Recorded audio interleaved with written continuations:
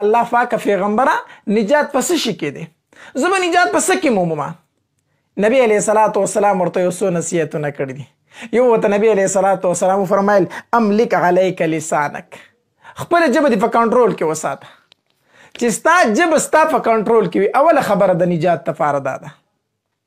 ځکه حدیث مبارک کې راځي نبی علیه الصلاة والسلام فرمایي وی اکثر خلک په جهنم ته د ژبې د لاسه ځي. اکثر خلک چې جهنم ته ځي نبی علیه الصلاة والسلام فرمایي هغه به د ژبې د وجې نه وي. ځکه چې په دې ژبې سره غیبت کیږي، په دې ژبې سره چغلخوري کیږي، په دې ژبې سره کنزل کیږي، په دې ژبې سره دروغ ویلی کیږي، په دې ژبې سره بل ته تکلیف رسولی کیږي. نو اکثر خلک به د دې ژبې د لاسه په جهنم کې وي. خو په دې مقابل کې والی نو په دې ژبه باندې انسان ځان له ډېر زیات ثوابونه هم ګټلی شي. د قرآن تلاوت پې کوه، ذکر و اذکار پې کوه، درود شریف پې وایه، استغفار پې وایه. نو که په ژبه دې د خیر کار کو دا ستا دپاره ذریعه د نجات ده. خو که د خیر کار دې پې نه کو دا ستا دپاره سبب د هلاکت دی. چې نبی علیه الصلاة والسلام فرمایي وی څوک چې په الله او په ورځې د آخرت ایمان لري که نه، نو دی چې خبره کوي یا خو دې د خیر خبره وکړي یا دې چپ پاتې شي. یا خیر ووایه او چې خیر نشي ویلی بیا چپ پاتې شه. ځکه دا چپ پاتې کېدل هم عبادت دی. حدیث مبارک کې راځي وی چپ پاتې کېدل د 80 کالو د عبادت نه بهتر دی. خو دا کله چې کله د خیر خبره نشي کولی، یا به غیبت کوي، یا به چغلي کوي، یا به د چا بد بیانوي، د هغې نه بیا ښه ده چې چپ کینی. چپ چې چپ کېناستې نو دا د 80 کالو د عبادت نه بهتر دی. نو نبی علیه الصلاة والسلام ورته وفرمایل املک علیک لسانک، اوله خبردار چې خپله ژبه دې په څه کې وساته؟ په کنټرول کې وساته. ځکه حدیث مبارک کې راځي نبی علیه الصلاة والسلام فرمایي وی کله چې سحر شي که نه، د سبا سترګه راوخیږي، نو دا ټول اندامونه دې ژبې ته فریاد کوي وی زمونږ په حق کې د الله نه ویریږه، زمونږ په حق کې د الله نه ویریږه.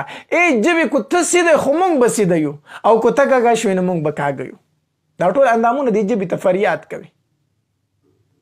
نو نبی علیه الصلاة والسلام هغه ته اوله خبره دا وکړه املک علیک لسانک، ژبه دې په کنټرول کې وساته.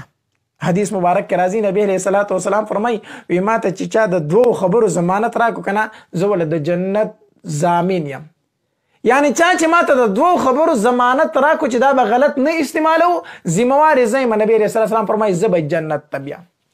یو فایه کې نبی علیه الصلاة والسلام ذکر کړي ژبه، چې ماله د چا د دې خبرې ضمانت راکړو چې زما ژبه به غلطه نه استعمالیږي، کنځلې به پې نه کېږي، دروغ به نه ویلی کېږي، غیبت به نه ویلی کېږي، بل ته به تکلیف نه رسولی کېږي، ګانې بجانې به پې نه ویلی کېږي.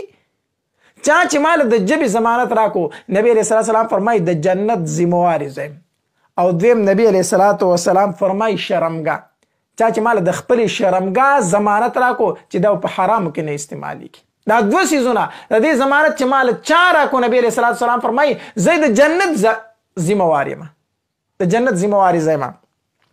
نو اول نصیحت ورته دا وکړو نبی علیه الصلاة والسلام املک علیک لسانک، ژبه دې په کنټرول کې وساته. او دویم نبی علیه الصلاة والسلام ورته وفرمایل ولیسعک بیتک،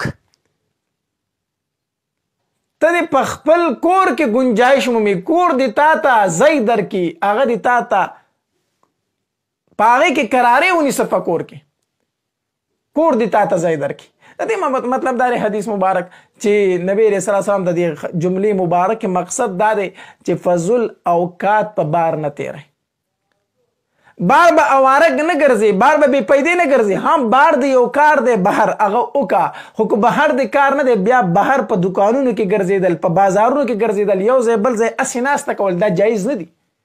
بیا ښه خبردار چې خپل کور ته راشي، خپلو بچو له راشي، خپلې ښځې له راشي، د هغې سره ټایم تیر کړي. یا کار ته چې وځي بهر په حاجت باندې به وځي، بار ته په حاجت وځي اسې به نه وځي. او یا بهتر دار چې په خپل کور کې کښېني. او دریم نبی علیه الصلاة والسلام فرمایل وبکي علی خطیئتک، په خپلو ګناهونو باندې جاړه. چې کله ځان له کېناستې که نه او خپل ګناهونه درته رایاد شو، نو د سترګو نه اوښکه تویوه، جاړه. ځکه حدیث مبارک کې راځي د کمې سترګې نه چې اوښکه وبهیده که نه، په دغې سترګه باندې اور د جهنم حرام دی. نو دا نه چې یوازې سترګه به یې نه سوځي نور بدن به سوځي، مطلب دا چې دا ټول بدن به جهنم ته نه ځي چې کله دې په خپلو ګناهونو باندې جاړي او خفه وي.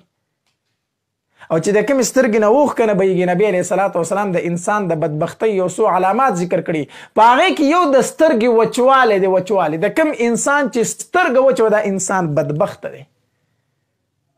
نو چې ځان له کښېنې که نه کله کله